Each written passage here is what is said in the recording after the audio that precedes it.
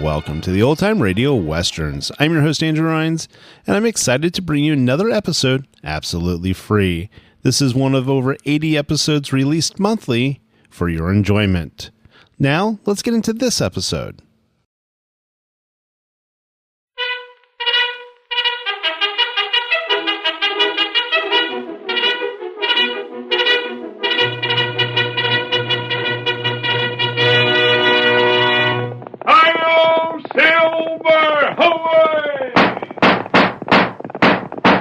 Fiery horse with a speed of light, a cloud of dust, and a hearty hi-yo silver, the Lone Ranger.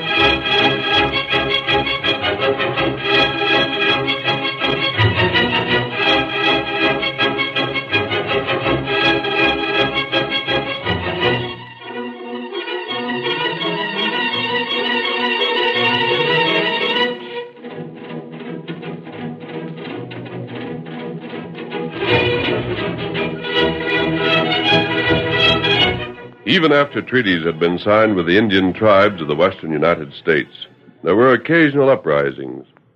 But with the exception of the Apache under Geronimo, they were caused by unfair treatment at the hands of the government agents.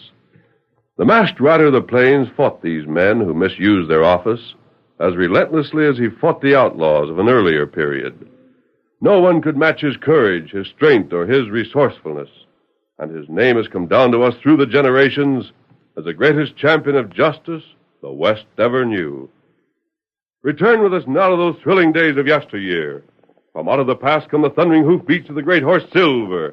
The Lone Ranger rides again. Come on, Silver! We're heading for Decatur! Hello, Silver!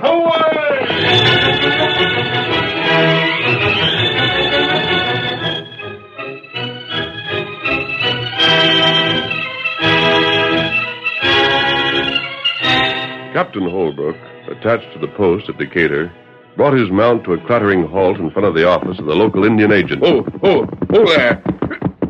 He flung himself from the saddle and stomped up the steps leading to the office door. What? Oh, evening, Captain. I wasn't looking for you back so soon. I know you weren't. What the... You lying little skunk. What's the matter? What? You know why I came here? I came here to get you. Oh, no, I've never done nothing. What's wrong? Wait! So you told me that Lame Bull's cattle had been stolen. It was. Honest, it was. I swear it. I know it was. But it was stolen by you. No, that ain't so. Then why was Shorty Fay seen with the herd when it was driven into the hills? Listen, Shorty don't work for me anymore, honest. I fired him over a month ago. You lie.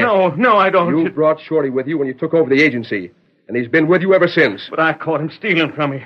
That's why I had to let him go. I swear it. You know what you've done to me, Kemp? Nothing. Shut up. Kemp, you gave me that story about Madigan's trail herd being stampeded by rustlers and the cattle taken into the hills, and I was fool enough to believe it. That's just what happened, though. I've said already that it was, didn't I? Only I know now that you were behind it. That herd was supposed to go to Lame Bull. You knew well enough that when Lame Bull's Indians didn't get their beef rations on schedule, there'd be trouble. But I said shut up! So you came to me. You knew that Lame Bull trusted me. You told me your lying story. I believed it. I rode into the hills. I found Lame Bull. I told him what I thought had happened, pleaded with him to keep his braves off the warpath, said that it couldn't be helped, asked him as a friend to wait in peace until it was time for rations to be distributed again. The Lame Bull promised me he would. Now, Kemp, what's going to happen when Lame Bull learns I lied to him? But you didn't. It was true, all of it. I met a trapper on the way back. He'd seen Shorty with a herd. If Shorty was with it, it was because he was following your orders. Won't you believe nothing I say? Can't you just try Your lies aren't helping you, Kemp. But, Captain... I wish to heaven we could take every one of your kind of thieving Indian agents, Kemp, and string them up to the nearest tree. I wouldn't suggest a firing squad because you don't deserve it. The Army tries to keep the peace. The Army with a handful of men tries to protect settlers scattered over 1,000 square miles. Wait, Then your kind comes along, Kemp, and for a few filthy dollars starts more trouble in a minute than a division could quell in a month. Lame Bull will find out about this. Don't you think he won't? And nothing either I or anyone else can say will keep him off the warpath. Well, I let you trick me, so I'm partly responsible. But I can get you, Kemp. And if I'm court-martialed and shot for it, at least I'll have the satisfaction of knowing I took a dirty skunk along with me. Oh, no, don't. Stand up. Don't. I can't shoot a man when he's on his knees. No, please. Haven't you any courage at all, man? You get a gun, go for it. I'll give you an even chance. No, don't kill me, and don't. Blast you, take it. Oh, my hand. Go for that gun, Captain, and I'll shoot it away again. Masked man. Who are you? You're coming with me. You've made as big a fool of yourself as is necessary for one Let day. go. Get on with you. I'm going to report this, Captain. I'll fix him. I'll see that you get what's coming to you. Kemp. What? One word about this out of you, and I'll be back and deal with you myself. Remember that. Here, Silver. What's the meaning of this? Where are you taking me? To a place where we'll be safe until I can get some sense back into your head. Now get on your horse. You can't Don't get- argue with me. Into the saddle. Follow me. Come on, Silver. Hail, Silver. Away!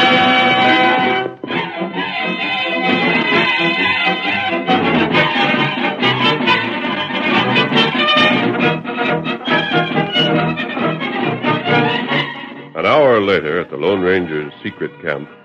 Well, Captain, what do you think of yourself now? I was a fool. Of course you were. I can't say that I blame you very much for what you tried to do. There's no question but what Kemp deserved shooting 100 times over. My only criticism is this. Why risk your neck to give him justice when the law can do it just as well? He's too smart for the law. The law will never get him. You seem to be certain he had stolen Lame Bull's beef rations. Why couldn't you tell the law what you know? Sometimes you know things without having definite proof. Yes, I've seen more than one occasion like that myself. But how about telling me what it was you had on Kemp? Maybe it would serve better than you imagine. A trapper told me that a fellow named Shorty Fay was seen with a stolen herd. Shorty has always been in Kemp's employ. You see, it's easy to add 2 and 2 and get 4, but you can't demonstrate a total like that in a courtroom. It would be hard to connect Kemp with Shorty. I heard what Kemp said, that he'd fired Shorty. I'm as certain as you are that he didn't. But that's a matter of opinion. Yes. Well, by the way, I haven't asked you how you happened to be there just then. I've been on Kemp's trail myself. Lame Bull is a friend of Tonto's. As a matter of fact, I believe Tonto and I already have discovered more about this affair than you have. Yes? What? And we'll let that pass for the moment. First of all, I want to know if you can be trusted to return to the fort without being tempted to hunt for Kemp on the way. I lost my head. It won't happen again, you have my word. Good. I know your word will be kept. I might as well be getting back. One moment. Well? How badly do you want to convict the Indian agent? How badly? If I could do that, I'd let them reduce me to the ranks. But would you apologize to him? What? Just that. Drop into his office tomorrow. Tell him you were misled by a rumor and that you regret it. Ask him to pardon you. I'd rather be shot. It seems you don't want Kemp caught as badly as you pretended. You mean to say that an apology from me would help to convict that skunk? It would. You'd better tell me more about it, stranger. It's going to be an awfully hard thing to do.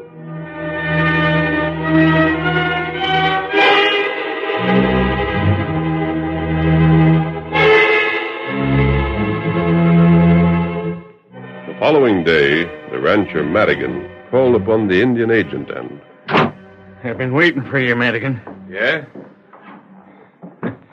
You ain't nervous, are you? You fellas made a slip. Huh? Some trapper seen the herd go through. He recognized Shorty and told Captain Holbrook about it. If it hadn't been for a mass filler butting in last night, Madigan, I tell you, I'd have been as good as done for. Done for? What do you mean? Holbrook was going to kill me. He was fit to be tied because he'd been tricked into lying to Lame Bull. Who cares what a redskin thinks? For that matter, who gives a hoot about the army? You would have if you'd have been in my boots last night. You're still alive, ain't you? Well, it wasn't none of Holbrook's doing. So Shorty was seen, huh? Well, that means he can't come back here. I'll send one of the boys to tell Shorty to stay at the other end. We'll use him there. When'll the cattle be sold? Boys had a buyer waiting. You'll pay spot cash on delivery and no questions asked. We ought to be splitting the profits in about a week. Then we'll lay low for a while. Huh? What for? Don't you hanker to make money? You want to get us strung up? There ain't much danger of that happening. Well, if it ain't a rope, it'll be a hatchet in our heads, by thunder. You can't keep an old buck like Lame Bull quiet for long. Him and them redskins of his are getting plenty hungry. They know they're supposed to get rations that ain't never reaching them. One day they'll just plumb lose patience and then watch out. Well, what do you want to do? Make the next 2 or 3 deliveries of beef on schedule. Don't steal no more for ourselves till they've had a chance to forget about this last job. Seems to me you're getting mighty jumpy, Kemp. And so'd you be if you had as much to lose as me. Ain't I? You think your job here is worth more than my contract with the government? Where would I be if they was to find out I was stealing my own cows that I'd sold them? Then we both ought to be more careful. What's to stop Holbrook from talking? And if he does, just how easy do you think it's going to be for me with the army watching every move I make? Yeah? Well, speaking of the army, here comes one of them dude soldiers now. Who? The captain, Holbrook. What the... Don't boil over, Kemp. I declare I never seen a fellow as jumpy as you. He's coming in. Sure, why not? Oh, but what'll I do? Tell him to walk in. What do you think he's going to do, eat you? Don't be such a yellow coward all your life. It's easy for you to talk. Come in. Kemp? Now, look, Captain. You hadn't ought to get... I've come to apologize to you. Good afternoon, Madigan. Howdy. What was that you said? I'm sorry about what happened last night. Well, I guess I permitted myself to lose my temper over nothing. I'm glad the masked man interfered before I was able to do something I'd regret all my life. I ain't just sure I'm hearing you right. Don't pay no attention to Kemp, Captain. He's a little on the jumpy side today. Well, that's probably my fault. You mean you ain't mad at me no more? You're taking back them things you accused me of? Of course. I've had reason to believe since that my information was mistaken. Gosh, Captain, you really had me worried there for a while. I found another clue. Huh? To the rustlers. It shows conclusively that you had nothing to do with that affair. As a matter of fact, Kemp, I don't mind telling you in confidence that it looks as though Scar Liggett may be working in this territory. You don't say. You were with the herd when it was stampeded, weren't you, Madigan? Sure was. Did you get a good look at any of the fellows who did it? What do you mean? Well, I was just wondering if you might not have seen someone in the gang who looked like Scar. If you had, it would go a long way toward proving he's behind this.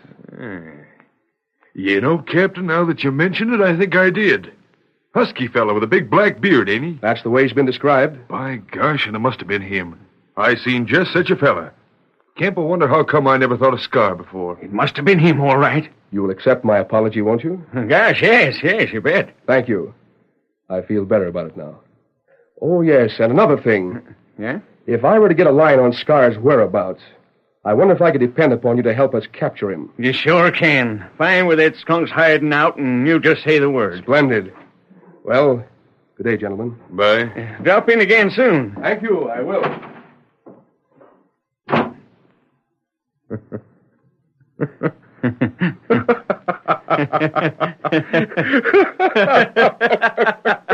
And that's the hombre had you worried. Gosh, Kemp, if the whole army was like him, this country would still belong to the Indians. Scar Liggett. You know, Madigan, maybe he did steal them cows.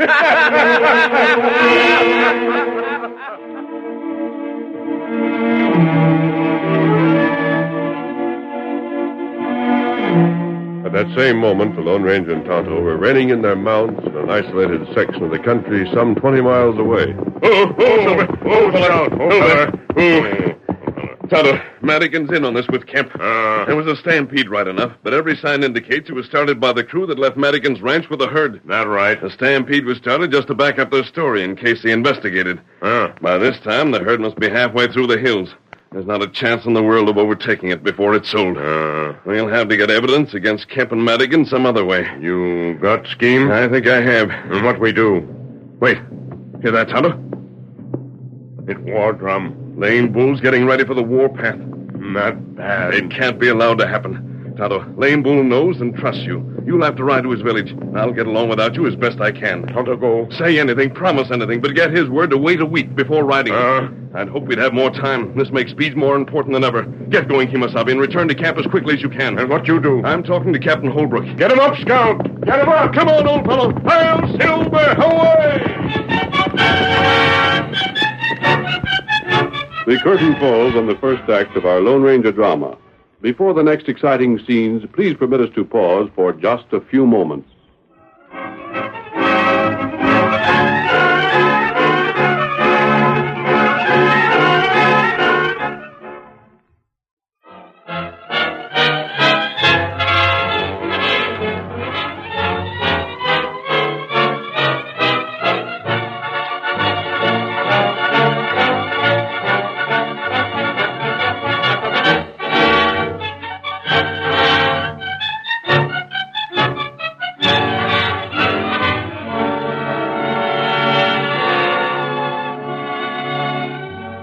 Now to continue our story.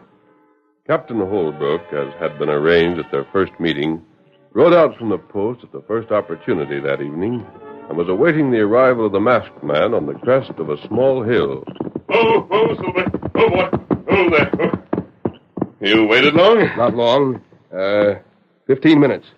Where's Tonto? I sent him to the Indian village. Good. We heard the drums at the fort. They've got Colonel Saunders worried. I think the trouble will be ended before an Indian takes to the warpath. You discovered something? What I told you, I suspected. Madigan is in with Kemp on this thing. They're cheating both the government and the reservation Indians. But proof, man. How do we get proof? We'll do as I suggested before. You mean... It's up to you to convince Kemp that Scar Liggett's in this territory, that you suspect him of the rustling, that you've discovered his hideout. I've already let Kemp think Scar is suspected. Good. But the hideout, where's it to be? You know where Stony River makes a bend, just this side of the forest? Yes, of course. About 10 miles from here. Right. But scarcely anyone ever goes that way. What's more, just inside the forest across the river, there's an old cabin that hasn't been used for years. The mountain men built it when there was still beaver in the district. I believe I recall sighting it once on a scouting party. Better yet, there's your hideout. I think Kemp will find it convincing. It's a place an outlaw would naturally choose if he were keeping out of sight. When do I speak to Kemp? The sooner the better. Could you make it tonight? I believe so. Say in 2 hours? Is it necessary to wait that long? It is. I'll have to ride to Madigan's place. I want to be there before you've seen Kemp. Very well, then. 2 hours it is. You remember everything you're to tell him? Clearly. Then, adios. Come on, Silver. Hurry, old fellow.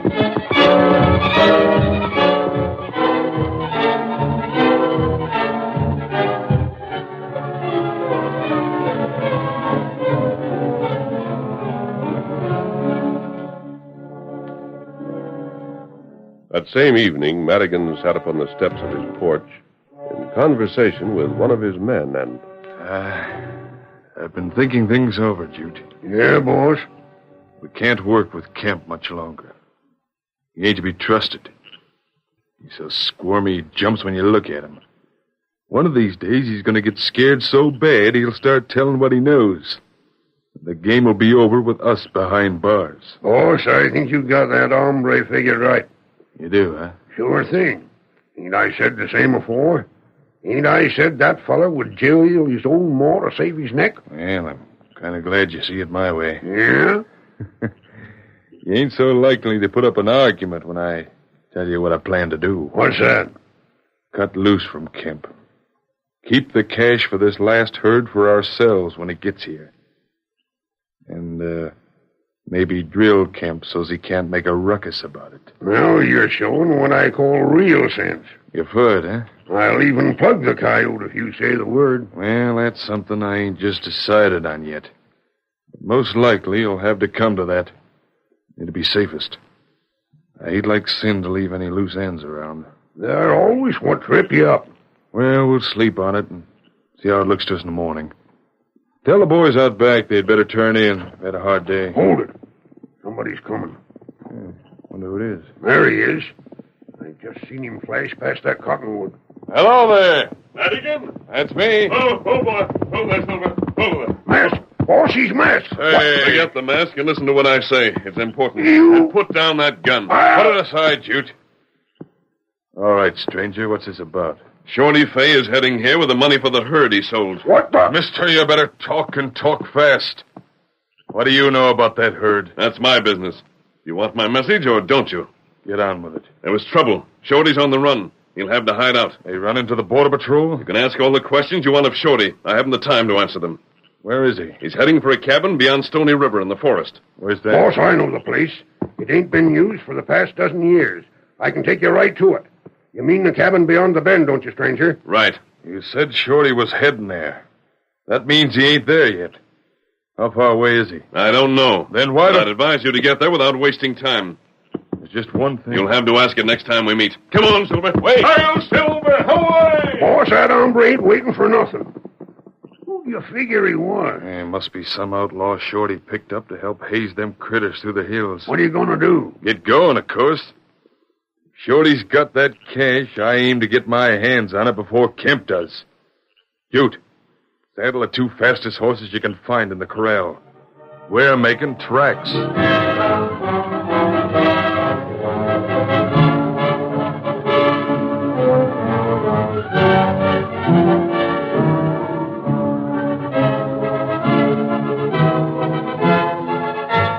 At the Indian Agency, Kemp was listening to Captain Holbrook with as much interest as Madigan had listened to the masked man. You, sure he's there, Captain? Kemp, if you don't want to make the capture, Oh, why... shucks, now. Don't get me wrong. I never meant no such thing. I was only wondering if you were sure there couldn't be no mistake. You don't sound very interested. I thought you would be because you'd said you'd be glad to aid in Scar's arrest. And, of course, there's a dead or alive notice out for him. I guess that's right. There's $5,000 on that critter's head. Right.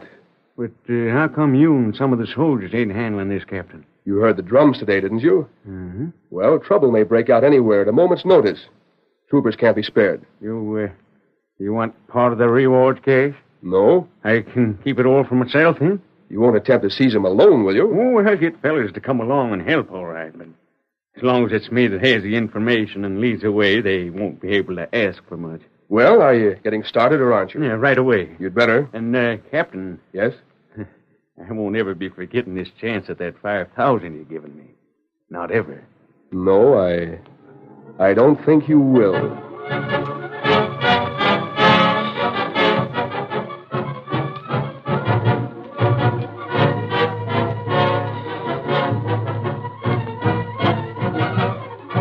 Jack!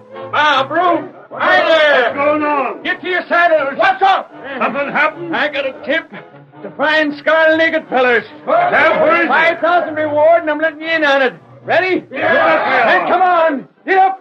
Get along there, fellas. Get along.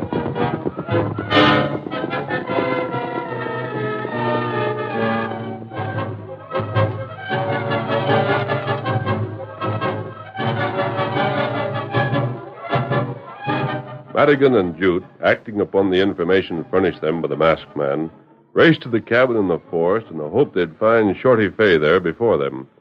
They found no one, however, and after a wait of almost an hour, Madigan began to grow restless. Why don't he come? Well, shucks, boss. There ain't no sense in getting impatient. That masked feller was in such a hurry to get away, he didn't hardly tell us nothing. For all we know, maybe Shorty won't be here till morning. Who wants to wait in a hole like this all night? I reckon the cash Shorty's carrying on him will be worth it. Then if we're in for that long a wait, turn that lamp down. Sure. Wonder who left it here anyhow.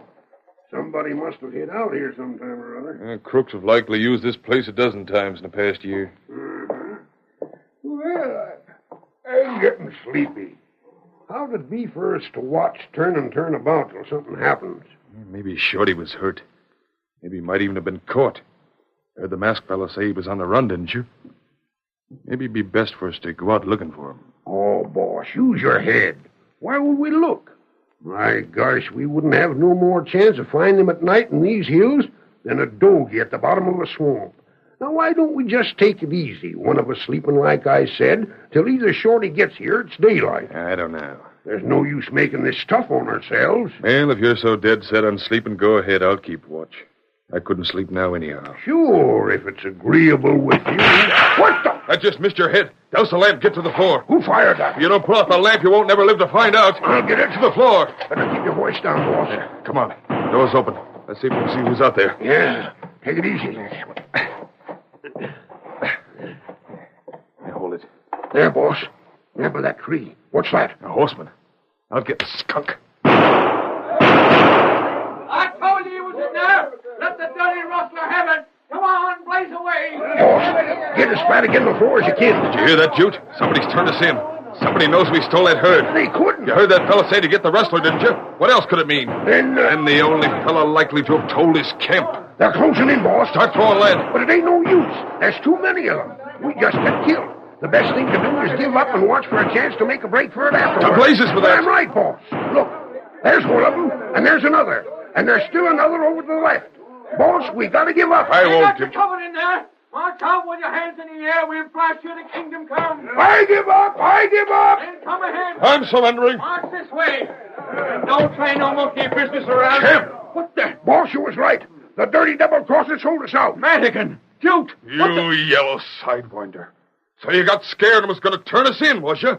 Why, blast you, if I go to jail, you go right along with us. No, wait, Madigan. Listen. Fellas, I wasn't the only one in on that rustling. Kemp was in it, too. It was his idea in the first place. He's more to blame than any of us. No, Madigan, wait. You got the wrong idea. Have I? I suppose it wasn't you that said you could stall Lame Bull along till the next time he was supposed to get rations. I suppose it wasn't Shorty that works for you that took the herd through the hills and sold it to Can't you keep your fool mouth closed? My gosh, I thought it was Scar we had trapped in there. I never had no notion it was Jute and Madigan. What is Boss, you made a mistake. That's what I've been trying to tell you. We was told Scar was hiding out in that cabin. Now you've gone and shot off your mouth. Well, I ain't staying to be caught by nobody. Run for it. Right. Hold on! Say what? The masked man. Come along, Captain. Sergeant, put these 3 men under arrest. You're all witnesses to what you heard here. Yes, sir. Captain Holbrook and soldiers with him. It was a trick, Madigan. They tricked us into talking in front of witnesses. And what you said, Kemp, we'll see you and your friends hung. You fool, Kemp. This was your fault, not mine. How was I to know a polecat like you wouldn't sell me out? Of course I talked. I wasn't going to let you get away with anything. But I never tried to. It was you that gave it away. You did the talking. Quiet. But he I was... said quiet. You're wasting your time blaming each other. We simply used the fact that's well known to trap you. Crooks never trust each other. You were both so afraid the other would sell them out, you couldn't wait to get your accusations in first. I never. All I said That'll was... be enough. Secure them, Sergeant. Return to the post at once. Yes, sir. I'll be with you immediately. Masked man. You looking for that masked fella, Captain? I just seen him heading that way. Silver! Wait! He's sure gone, Captain. What you want him for? Why, to thank him, of course. Then I'd say he didn't want no thanks. Not the way he's traveling. No siree. Wowie! Look at him go!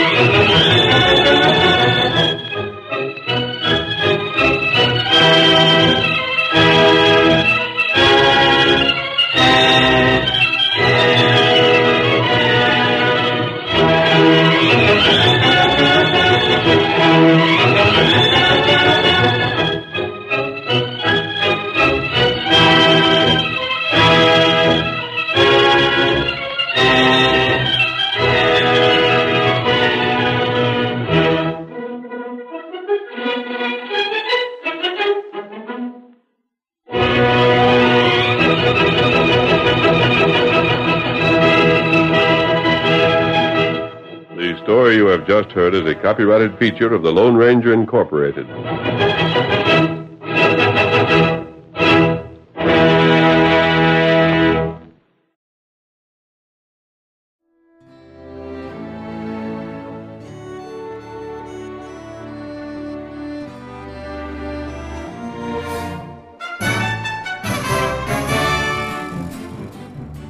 This has been a presentation of OTRWesterns.com, and we hope you enjoyed.